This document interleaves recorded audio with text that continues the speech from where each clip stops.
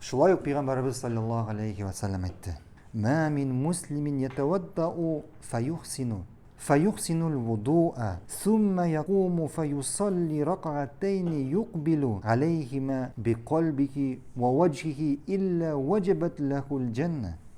Нинди генә мөселман, ягъни һәрбер мөселман тиешенчә тәһарәт алса, соңыннан торып, бөтен күңелен биреп, игътибарын читкә юнәлтмичә, 2 рәкать намаз укыса, аның өчен җәннәт мәҗбүри булачак. Аның өчен җәннәт мәҗбүри булачак.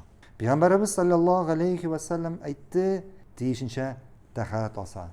Тиешенчә тәһарәт алу ул ничек ул? Ничек аны аңларга? Су белән тәнне каты итеп ышкыргамы? Ничек ул тиешенчә тәһарәт алу? Ничек Пәйгамбәрбез саллаллаху, ничек безнең Пәйгамбәрбез тәһарәт алган? Ничек безнең Пәйгамбәрбез тәһарәт алган, ягъни сөннәткә туры китереп тәһарәт алу. Икенчесе, күңелен биреп, игътибарын читкә юнәлтмичә диде Пәйгамбәрбез.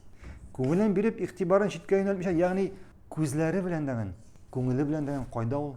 Намазда.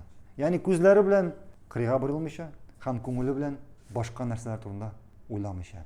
Ягъни намазда булу. Шулай ул 2 рәкать намаз укыса, аңа җәннәт мәҗбүри булачак. Инде Пәйгамбәрбезнең ничек тәһарәт алганын белү өчен Пәйгамбәрбезнең сөннәтен өйрәнергә кирәк. Ягъни безнең динебезне, ислам динен өйрәнергә кирәк.